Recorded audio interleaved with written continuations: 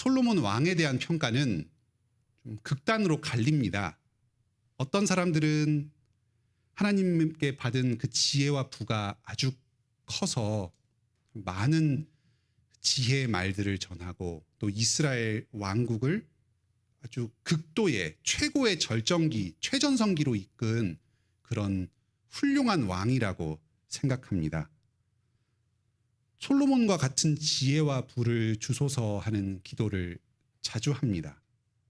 솔로몬이 잠언 전도서에서 헛되고 헛되다 모든 것이 헛되다 하는 말을 했는데 어떤 사람이 나도 솔로몬 같이 한번 그렇게 큰 부와 명예를 다 누려보고 나서 그 다음에 헛되고 헛되다 하는 이야기를 해봤으면 좋겠다. 그런 얘기를 들은 적이 있습니다. 이렇게 부와 명예가 아주 큰 사람으로 대표적인 복을 받은 사람으로 알려져 있습니다. 그런데 또 한편에서는 솔로몬을 부정적으로 보기도 합니다. 하나님께서 이토록 큰 복을 주셨는데 그 복을 낭비하고 자기의 부와 명예를 위해서 사용한 사람으로 여겨지기도 합니다. 그래서 이 솔로몬이 나중에 이방 여인과 혼인하고 우상 숭배를 저질러서 왕국을 둘로 분열시킨 원인을 제공한 사람으로 평가되기도 합니다. 여러분은 어떻습니까? 이 솔로몬을 좋게 보십니까? 아니면 안 좋게 보십니까? 성경에서 말하는 솔로몬은 마냥 좋은 사람도 아니고 마냥 나쁜 사람도 아닙니다. 한 인격 가운데에 선한 면도 있고 악한 면도 있고 공존합니다. 우리 모습을 보게 됩니다. 우리도 유혹 앞에서 어떨 때는 하나님 말씀을 따르고 하나님을 사랑한다 하고 다짐하지만 유혹이 닥쳐올 때 거기에 끊임없이 흔들리는 그런 연약한 사람입니다. 이런 솔로몬의 모습을 보면서 우리의 모습을 그 안에서 볼 수 있었으면 좋겠습니다. 그리고 하나님께서 이 솔로몬에게 어떤 은혜를 베풀어 주시는가 하는 걸 보면서 지금도 우리에게 역사하시고 은혜 베푸시는 하나님을 발견했으면 좋겠습니다. 첫 번째 말씀입니다. 하나님은 부족하지만 자기를 사랑하는 솔로몬을 받아주신다 하는 말씀입니다. 솔로몬의 생애 초기에 약점이 있었습니다. 애굽 왕 바로의 딸과 정략 결혼을 한 것입니다. 3장 1절에 나옵니다. 애굽 여인과 결혼한 건 그 자체로는 금지된 일은 아닙니다. 하나님께서는 신명기 율법에서 가나안 여인들과는 통혼하지 말라고 엄격하게 금하셨지만 그 외의 이방 여인들하고는 혼인을 특별히 금하지 않으셨습니다. 다만 이방 여인을 받아들이고 그들과 혼인할 때는 당연히 그 여인들이 개종을 해서 한 분 하나님 여호와를 섬기고 유대 백성의 일원으로 들어오는 것을 전제로 합니다. 마치 모압 여인 룻이 혼인으로 들어와서 보아스 가문이 되어서 하나님을 섬기고 산 것과 마찬가지입니다. 바로의 딸과 결혼한 건 정략적인 이유였습니다. 애굽과 교류하는 목적으로 그 왕의 딸과 결혼했습니다. 이것도 그 자체로는 나쁜 일은 아닙니다. 가나안 민족들과는 어떤 조약도 맺지 말고 진멸하도록 하셨습니다. 그들이 새겨서 만든 우상이 혹시나 이스라엘에게 들어올까 염려를 하셔서 엄격하게 그들을 멸망시키도록 하셨습니다. 하지만 가나안 지역이 아니라 먼 거리에 있는 지역하고는 혹시 전쟁이 위험이 있을 때 화친을 할 것을 명하셨습니다. 하나님께서 주신 땅도 아닌데 그 땅을 차지하려고 그 먼 데 있는 다른 나라들하고 불필요하게 대립하고 분쟁할 필요가 없었습니다. 침략 전쟁을 원하지 않으셨습니다. 혼인 문제도 그렇고 조약 체결하는 문제도 그렇고 문제는 이방신을 섬기냐 안 섬기냐 이것과 관계가 되어 있습니다. 이방신을 섬기는 대로 나가면 이방 여인과 혼인하고 이방 국가와 정략을 맺는 것이 잘못된 길로 나아갈 수 있습니다. 하지만 그렇지 않으면 죄는 아닙니다. 애굽은 과거에 이스라엘을 지배했던 국가였습니다. 하나님께서는 그 애굽과 관계는 특히 주의하라고 아주 경고를 많이 하셨습니다. 신명기 17장에서는 왕이 군사력을 키우기 위해서 애굽과 친교하지 말고 아내를 많이 두지 말아라 이렇게 가르치셨습니다. 세속적인 국력을 키우는 방향으로 나아가면 하나님을 경외하지 않고 이 백성들을 수탈하는 대로 나아갈 수 있으니까 그렇게 하지 말도록 경고하셨습니다. 당시에 병거, 그러니까 전차는 애굽산 전차가 아주 유명했습니다. 튼튼하고 성능이 굉장히 좋은 신형 무기였습니다. 그래서 이 애굽산 병거들을 많이 수입해서 왕권을 키우다 보면은 애굽의 종속이 되고 다시 그 애굽의 영향력 아래에서 노예 생활을 할 수 있으니까 그들하고 교류하는 건 특히 주의하도록 하셨습니다. 이런 상황을 잘 따져보면 이 솔로몬은 모범생 스타일은 아니었습니다. 하나님께서 하지 말라고 하신 것을 아예 엄두도 안 내고 멀찌감치서 조심하는 그런 스타일은 아니었고, 일단 율법에서 명시적으로 금지된 것이 아니면은 필요하면은 좀 하고 보는 그런 스타일이었습니다.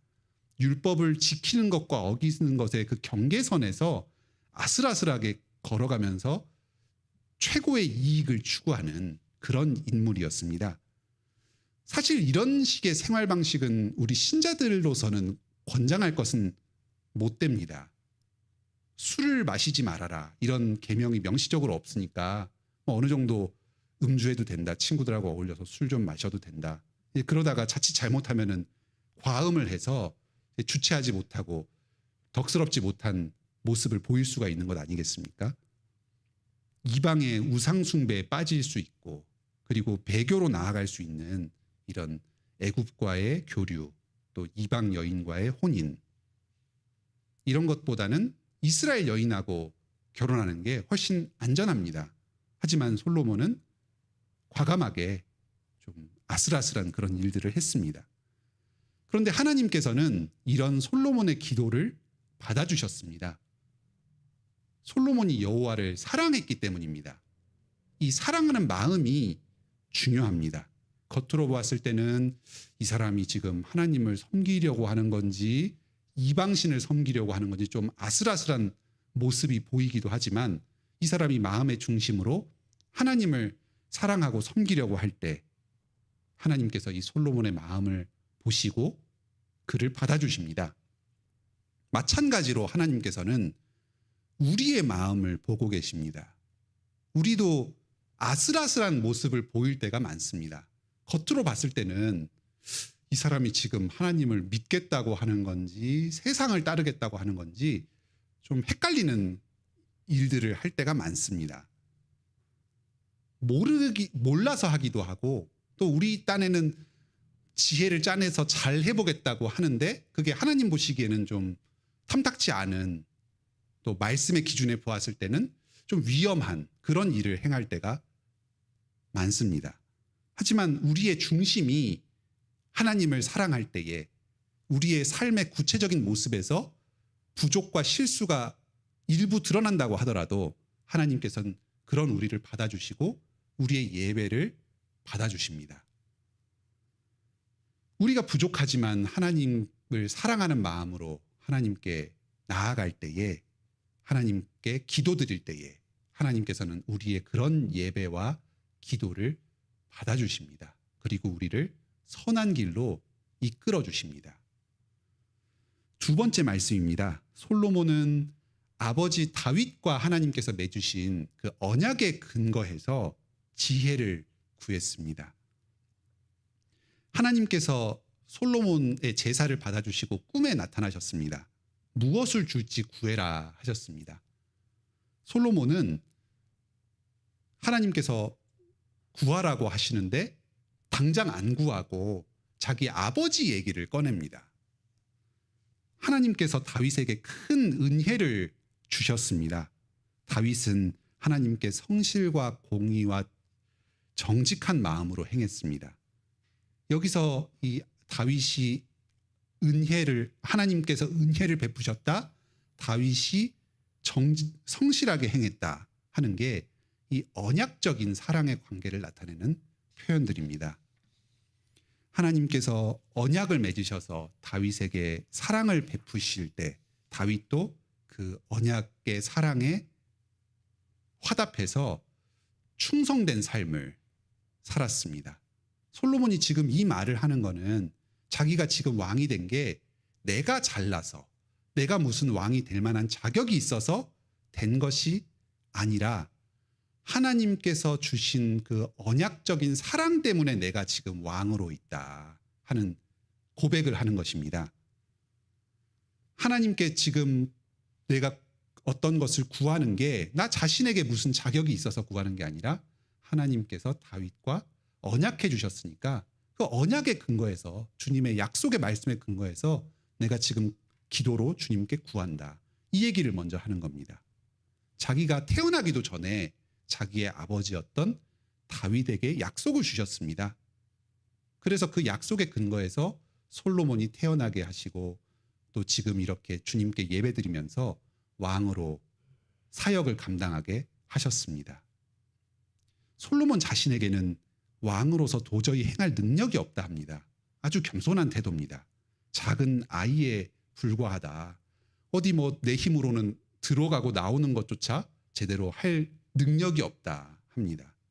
그런데 이런 자신에게 하나님께서 셀 수 없는 백성들을 맡겨주시고 감당할 수 없는 큰 일을 맡겨주셔서 자기는 도저히 어떻게 해야 될지 모르겠다 하고 주님 앞에 호소를 하는 겁니다. 이 맡겨주신 일은 너무나 큰데 나로서는 이걸 해낼 수가 없으니까 주님께서 도와주시고 능력을 주셔야 됩니다 하고 기도하는 겁니다. 우리가 주님께 하는 기도 아닙니까? 지금 솔로몬도 우리와 똑같은 심정으로 이런 기도를 드렸습니다. 솔로몬이 기도의 근거로 제시하는 것은 하나님의 은혜입니다. 사랑입니다. 주님께서 약속하신 바로 그 사랑, 그것입니다. 사무엘하 7장 12절에서 하나님께서 주셨던 그 언약의 약속이 있습니다. 후손을 세워서 성전을 세우도록 하겠다. 너의 왕위를 영원히 지키도록 하겠다. 혹시 잘못을 범하면 징계는 하지만 그 왕권을 완전히 빼앗아 가지는 않겠다. 이런 약속들을 해주셨습니다. 하나님께서 이 약속을 하셨으니까 여기에 근거해서 나는 주님의 복을 받아서 계속해서 이 나라를 다스려 가겠다 하고 구하고 있습니다. 이 참 아름다운 태도입니다. 아주 겸손하고 신자로서 마땅히 하나님 앞에서 드려야 될 그런 기도의 자세입니다. 성경에서 우리들에게도 참 많은 약속들을 주셨습니다. 우리가 기도할 때에도 이 하나님께서 우리에게 베풀어 주신 약속의 근거에서, 그리스도를 통해서 주신 이 약속의 근거에서 기도해야 합니다. 우리의 죄를 용서해 주시겠다고 약속해 주셨습니다. 그러니까 우리는 죄를 용서해 달라고 기도합니다.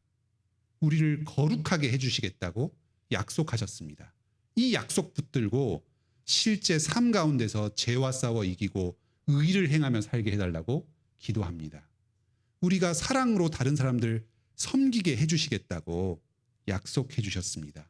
그러니까 우리 스스로는 성도로서, 또 교회의 직분자로서, 직장의 직급을 맡은 사람으로서, 또 가정에서 자녀로서, 부모로서, 남편으로, 아내로 이 일을 감당할 자격이 도저히 없지만, 능력도 없지만 감당할 힘을 달라고 구하는 것입니다.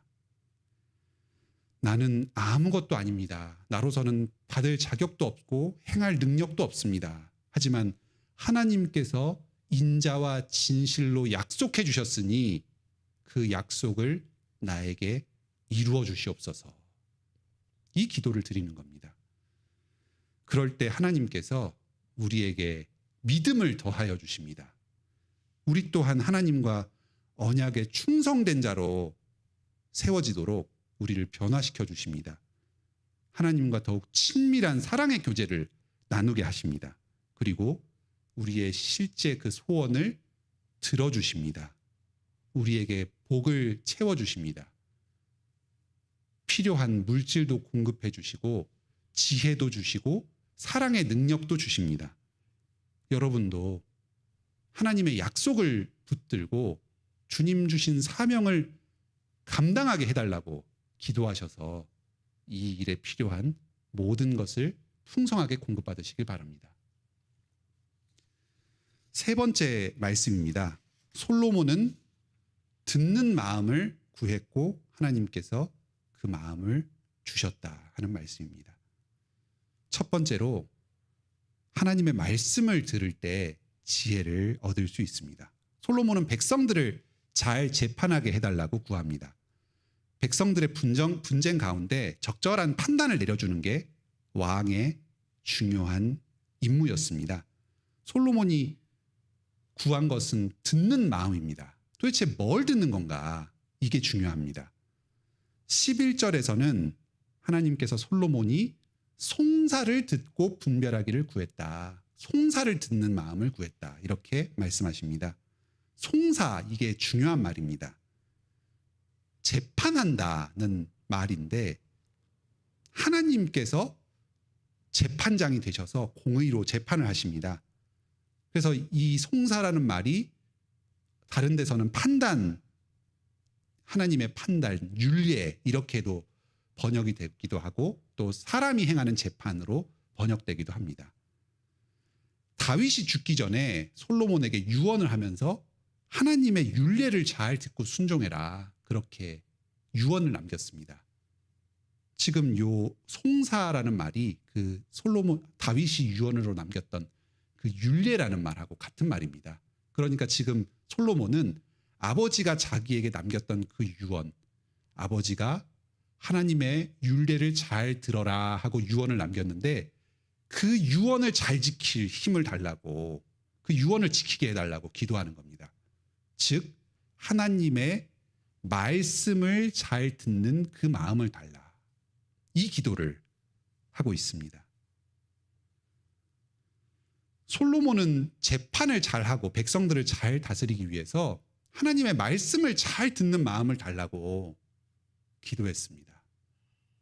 자기는 하나님의 종이고 하나님의 종으로서 이 땅을 다스리는 자이니까 이 땅에는 하나님의 통치가 드러나야 한다고 생각했습니다. 하나님이 무슨 말씀을 하시고 어떻게 다스리시길 원하는지를 내가 잘 알아야지만 그 하나님의 뜻대로, 하나님의 방식대로 백성들을 다스리고 재판할 수 있었습니다. 그래서 자기의 판단을 내세우지 않고 하나님의 판단대로 이 땅을 다스리고자 했습니다. 말씀을 잘 듣게 해달라. 말씀을 듣는 마음을 달라 하고 기도했습니다. 두 번째로 이 듣는 마음은 백성들의 호소를 잘 듣는 마음입니다. 16절부터 솔로몬의 재판 대표적인 사례가 나옵니다. 우리 예전에 그 솔로몬에 대해서 그린 헐리우드 영화 같은 게 있었습니다. 시바 여왕이 이렇게 찾아와서 예물 바치기도 하고, 그런데 거기에 이 두 여인이 자기 아이 데리고 와서 누구 아이인지 가려달라 하는 이 재판 내용이 좀 생생하게 묘사가 됐던 그런 영화를 본 기억이 납니다. 아주 사람들에게도 잘 알려져 있고 믿지 않는 사람들에게도 이 솔로몬의 재판은 아주 지혜로운 재판의 대명사처럼 그렇게 여겨집니다. 이 이야기를 잘 보면 이 솔로몬의 구했던 듣는 마음이 무엇이었는가, 이걸 좀 더 자세히 알 수 있습니다. 창기가 한 아이를 두고 분쟁이 생겼습니다. 오늘날에도 예를 들면 술집에 이런 호스티스 이런 사람은 아주 신분이 그렇게 썩 존경받지 못하는 그런 사람으로 여겨지는데 예전에도 마찬가지였습니다. 이런 사람들이 지금 나와서 이 아이의 엄마가 누구이냐 하고 왈가왈부하고 있습니다. 창녀의 아이니까 아버지가 좀 불분명한 사람이었을 겁니다. 이 아이가 이 비천한 신분의 여인의 아이, 아버지가 누군지도 모르는 이런 아이, 이런 것은 한 나라를 다스리는 왕의 입장에서는 별로 그렇게 관심을 가질 만한 대수로운 일은 아니었을 겁니다. 그냥 천한 여인들 사이의 다툼이고, 어쩌면 예전에는 영아 사망률도 높았으니까 그냥 가만히 놔둬도 금세 죽어버릴지도 모르는 그런 아주 연약한 신생아에 대한 관련된 문제였습니다. 누구 아이면 어떠냐? 하지만 친어머니에게는 그렇지 않습니다. 보통 창녀들은 술도 팔고 몸도 팔고 하면서 먹고 살아야 되는데, 아마 임신하고 나서도 아이를 지우기가 일반적이었을 겁니다. 그런데 지금 이 낳아야겠다, 키워야겠다고 결심하기까지 얼마나 큰 어미 나름의 그 결단이 있었겠습니까? 그 임신 기간 내내 그 자기 일을 제대로 하지 못해서 사람들에게 우려와 조롱을 당했을 수도 있습니다. 그리고 자기가 배가 아파서 결국 아이를 이렇게 낳았습니다. 어미에게는 둘도 없는 자식입니다. 자식을 잃은 여인도, 둘 중에 어떤 여인은 자식이 죽었죠. 이 여인도 참 상황이 딱하긴 하지만 그렇다고 친어머니에게서 그 아이를 떼어놓을 수는 없습니다. 이 재판이 진행되는 과정을 잘 보면 두 여자가 왕 앞에 나와서 자기 얘기를 합니다. 한 여자가 말을 다 마치고 그 다음에 두 번째 여자가 또 자기 얘기를 다 합니다. 그 다음에 솔로몬이 이야기를 합니다. 이 두 여인의 호소를 다 들은 겁니다. 중간에 말을 자르지 않고 끝까지 들었습니다. 한 여인 또 다른 여인 다 들었습니다. 아무리 낮고 천한 사람이라도 간구를 다 들어주는 왕입니다. 그리고 그 고통을 헤아리고 처지를 딱하게 여기고 이 문제를 내가 해결해 주어야겠다 하고 나서는 왕입니다. 3장 28절을 보면 온 이스라엘이 왕이 심리해서 판결함을 듣고 왕을 두려워합니다. 왜냐하면 하나님의 지혜가 그 판결을 이끌었다는 걸 보았기 때문입니다. 하나님의 판단을 잘 듣고 그 마음 가운데 그 하나님의 지혜를 간직하고 있었습니다. 그래서 그 평소에는 자기도 그 말씀, 지혜의 말씀에 순종해서 살고, 또 문제가 생기면 그 지혜의 말씀에 따라서 다른 사람의 문제도 해결해 줍니다. 아무리 신분이 낮은 사람이라도 그 사람들의 부르짖음을 다 듣고 그 절박한 처지를 헤아려서 문제를 해결해 줍니다. 그러니까 이 솔로몬의 이 사랑의 동기가 움직이니까 하나님의 판단이 백성 가운데 드러나게 됩니다. 그래서 백성들이 그 모습을 보고 하나님께서 다스리신다, 하나님의 통치가 솔로몬을 통해서 이 땅에 드러났다, 이렇게 인정을 하게 되는 겁니다.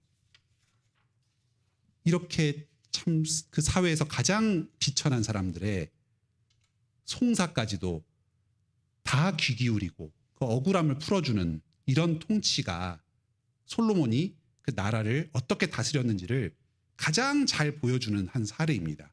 그래서 이 사례를 지금 3장의 이 뒷부분에 딱 적어 놓은 겁니다. 왕국에서 모든 사람들, 억울한 사람들을 다 문제를 해결해 주고자 노력했습니다. 그리고 사람들이 그 속에서 하나님의 다스림을 발견하고 이 왕의 말을 따라서 하나님의 명령에 순종해서 살고자 모든 백성들이 노력했습니다. 그래서 이 이스라엘 왕국에 하나님의 통치가 퍼져나가고 임하게 된 겁니다. 오늘은 이 참된 지혜에 대해서 생각해 보았습니다. 3가지 사실을 들었습니다. 첫 번째, 참된 지혜는 사람에게서 나오지 않고 하나님께 나오는 겁니다. 하나님께서 우리에게 각자 자기 맡은 영역에서 작은 왕으로서 직분을 맡겨주시는 것도 하나님의 은혜고, 그리고 우리가 참 자격 없는 자이고 능력 없는 자인데 그 일을 행하게 해주시는 것도 하나님의 은혜입니다. 우리는 하나님께서 우리와 맺으신 그 약속의 말씀에 근거해서 지혜를 구해야 하겠습니다. 야고보서 1장 5절에 우리가 구할 지혜가 나옵니다. 한번 말씀을 찾아볼까요?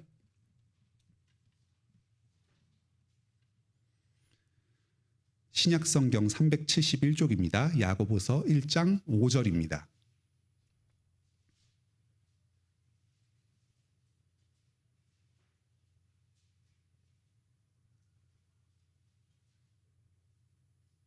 우리가 참 구할 지혜, 주님의 약속의 말씀이 우리에게 가르쳐주는 그 지혜입니다. 야고보서 1장 5절입니다. 함께 읽어보겠습니다. 시작. 너희 중에 누구든지 지혜가 부족하거든 모든 사람에게 후히 주시고 꾸짖지 아니하시는 하나님께 구하라. 그리하면 주시리라.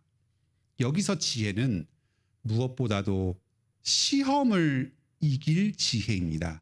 여기 2절에 여러 가지 시험을 당하거든. 시험을 이길 지혜. 우리가 참 인생에서 어떻게 판단해야 될지 모르겠을 때, 주님의 말씀으로 어떻게 우리가 나아가야 될지 모르겠을 때, 참 죄와 사망의 길, 의와 생명의 길에 그 갈림길에 서 있을 때, 그때 주님께 어디로 가야 할지 지혜를 구하면 주님께서 지혜를 주겠다 약속하셨습니다. 어떤 경우에는 옳고 그름이 명확하지만 또 다른 경우에는 선악이 좀 불분명한 그런 문제가 우리 삶 가운데 많이 있습니다.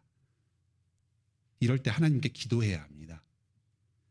야고보서 1장 5절 말씀 잘 표시해 두셨다가 시험에 빠질 때마다, 시험에 빠질 것 같은 그런 위기의 순간에서 이 말씀 붙들고 기도하시기 바랍니다.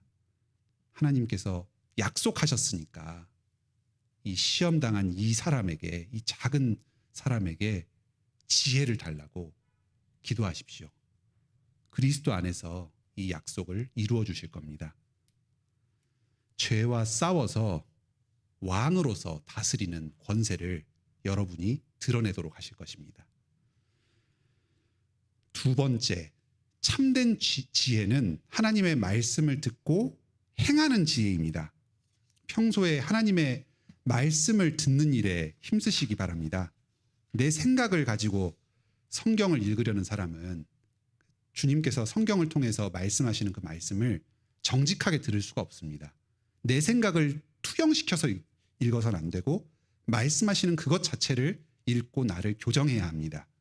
자기를 부인하고 사람의 생각과 다른 하나님의 생각이 무엇인지를 깨달으려는 사람만이 참된 지혜를 얻을 수가 있습니다. 사람이 생각하는 바와 하나님의 말씀의 요구가 다른 경우가 있습니다. 이렇게 해서 뭐가 되겠나? 이건 참 말도 안 된다. 그럴 때 나의 판단이 아니라 말씀의 요구대로 행하는 게 참된 지혜입니다. 솔로몬이 계속 하나님의 말씀을 따라서 듣고 판단대로 행할 때, 그럴 때는 선을 넘어가지 않았습니다. 아슬아슬했지만 말씀의 기준 안쪽으로 들어오게 되었습니다. 그래서 계속해서 주님의 복을 누리고 부귀도 누리고 영화도 누리면서 살 수 있었습니다. 그런데 계속해서 국가를 확장하기 위해서는 이방 여인과 통혼해서 혼인관계를 통해서 국가 간의 외교를 튼튼히 해야겠다. 이런 식으로 하면서 함부로 이방 여인들을 많이 데려오고 그 여인들이 왕궁 안에서, 이스라엘 땅 안에서 우상 숭배하는 것을 허락하게 될 때에 이제 그때는 선을 넘어가 버려서 멸망에 이르렀습니다. 야고보서 3장 13절에서 18절에도 또 지혜의 말씀이 나옵니다. 나중에 한번 찾아보시기 바랍니다. 어떤 문제 상황이 생겼을 때에 시기와 다툼으로 문제가 해결될 것이다. 이건 세상의 방식입니다. 우리의 생각입니다. 잘못된 일을 당하면 화를 내고 싸우고 항의해서 내 권리를 찾아야 된다. 그리고 사람들이 나를 업신여기지 못하도록 똑똑하게 본을 보여주어야 된다. 이게 세상의 방식입니다. 하지만 하나님의 말씀은 다릅니다. 우리가 다투지 말고 평화롭게 일을 이루어 나가라고 하십니다. 하나님의 말씀대로 행하는 게 참 지혜입니다. 여러분의 상황에서 이 말씀을 비롯한 여러 말씀의 기준들이 어떤 식으로 적용되어야 하겠는가? 그걸 구하는 지혜를 기도하시기 바랍니다. 세 번째, 참된 지혜는 약한 자들의 호소를 듣는 데서 나옵니다. 가장 하찮은 창녀의 억울함을 풀어주고 하나님의 공의를 세우는 데서 참된 지혜의 능력이 드러납니다. 예수님께서 바로 행하셨던 일이 이런 일이었습니다. 당시에 천대받았던 병든 자들, 장애인들, 이방 여인들, 이런 사람들을 구원해 주시면서 이 사람들 가운데 하나님 나라를 이루어 나가셨습니다. 성경에서 가르치는 아주 큰 약자 중에 대표적인 사람이 죄인입니다. 죄를 짓고 손가락질 당하고 또 처벌을 당할 그 사람, 심판받을 수밖에 없는 바로 그 사람, 하나님과 사람 앞에서 심판받을 사람, 그 사람이 약자입니다. 우리가 바로 이런 약자들이었습니다. 주님께서 우리의 호소를 들으시고 우리 죄를 구하시고 우리를 새 생명 주신 여기에서 예수 그리스도의 지혜가 드러났습니다. 지금 우리가 구원받은 이 사실 자체가 예수님께서 참으로 지혜로운 분이시다. 하나님의 지혜를 갖고 계신 분이다 하는 증거가 됩니다. 오늘도 주님께서 우리에게 사명을 주십니다. 나에게 맡겨진 남편, 아내, 자녀, 또 부모님, 직장 동료들, 고객들, 학교 친구들, 또 무엇보다 교회의 다른 성도들, 이런 사람들이 하나님께서 우리에게 돌보도록 맡겨주신 약자들입니다. 하나님께서 이런 직분을 우리에게 맡겨주신 게 무슨 우리에게 자격이 있고 능력이 있어서가 아닙니다. 그리스도와 맺은 언약 때문에 우리에게 주신 사명입니다. 주님께서 우리에게 맡기신 그 사명을 끝까지 감당하겠다 하고 결심하고 나는 할 수 없으니까 주님께서 능력을 공급해 주셔야 한다 하고 기도로 계속 힘을 구하고 또 하나님께 사랑이 부족하니까 사랑을 달라 하고 구할 때 주님께서 그 기도를 기쁘게 받아주시고 들어주십니다. 사명을 감당할 수 있도록 지혜도 주시고 부도 주십니다. 듣는 마음을 주십니다. 솔로몬에게 임한 하나님의 은혜를 생각하면서 여러분도 여러분의 마음을, 사랑의 마음을 하나님께 드리면서 살아가시길 바랍니다. 여러분의 부족까지도 모두 용납해 주시는 하나님께 나아가면서 왕으로서의 사명을 감당해 나가시기 바랍니다. 함께 찬송 부르시겠습니다.